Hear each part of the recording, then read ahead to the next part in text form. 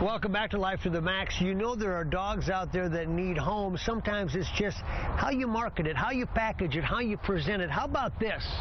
You take some NFL players and you bring them to the right place with the right people, and the dogs find a home. That's right. Mary Tan tells us how it gets done. Hi, Beth. Hi, sweetheart. Good girl. Good girl. There you go. Isn't that good? Yes, you're so sweet.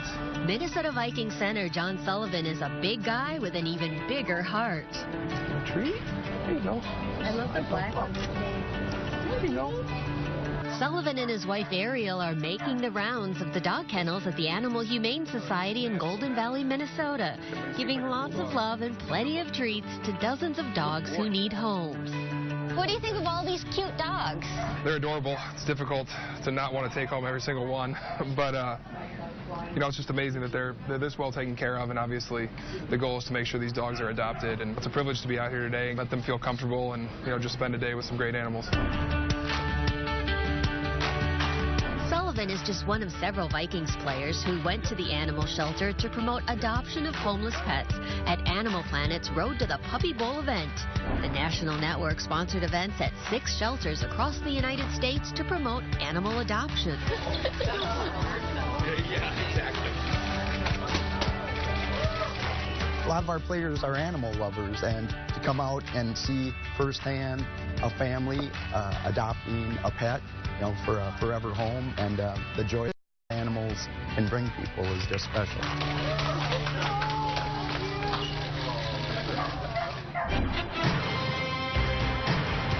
It's been 12 months since the cutest sports arena on the planet has seen action, but that's about to change.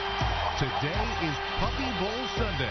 The cable channel also used the event to publicize its very popular Puppy Bowl shows, which air the same day as the Super Bowl. Would you rather watch the Puppy Bowl or the Super Bowl? I watch both. I'd rather play in the Super Bowl than watch either.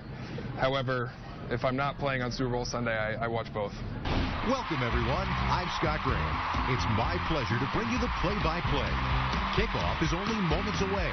Unlike the most watched human football game in the world, the Puppy Bowl features adoptable 4-legged furry friends, rough and tumbling, chasing, and all the other things associated with the big game. There is one big difference. Being part of the team is not based on talent, and all the players must be homeless. It kind of comes down to cuteness. Cuteness is definitely a big factor for us. You know, we want the most adorable players to be out on the field. But at the same time, you know, I think we want to make sure that we get a nice mix of different breeds. Unlike your team, it is cast totally based on cuteness.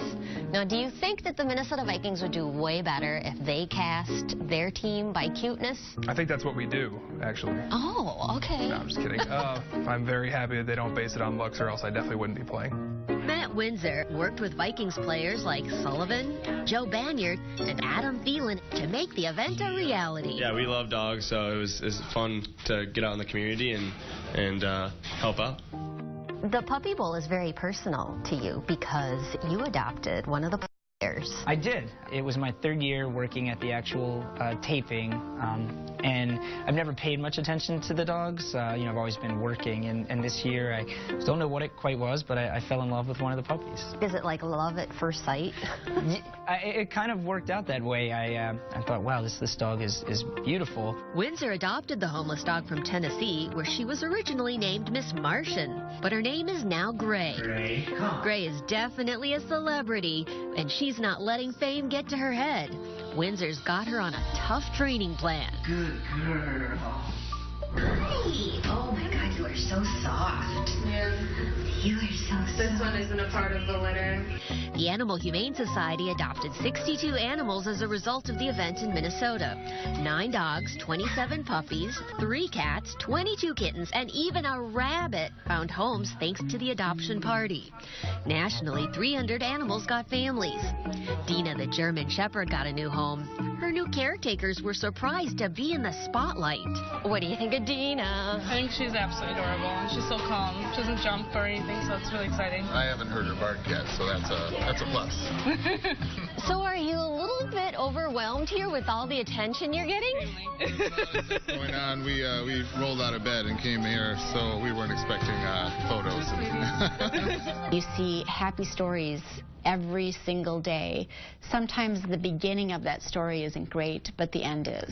Janelle Dixon says the road to the Puppy Bowl event will go down as one of the best adoption days ever. But the need to help animals will always be there. There's a lot of things that people can do if they want to help animals. So they can obviously donate, they can volunteer, but really in your daily life you can think about the choices that you make. You can put a collar and tag on your pet so that they're easily found should they get lost. You can spay and neuter your animals.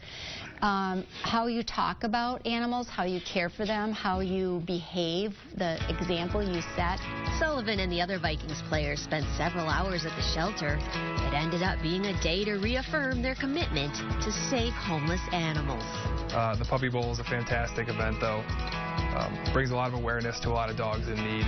That there are adoptable animals out there, and that if you're looking to get a dog, why not check a local shelter or the Humane Society first and potentially give a loving home to a dog that really deserves it and needs it. When we come back, Fran the Man. He was the toast of the town, and he's a Hall of Famer. We'll explain what he does now when we profile Fran Tarkenton. Stay with us on Life to the Max. Life to the Max is brought to you by Life Touch. Photography for a lifetime.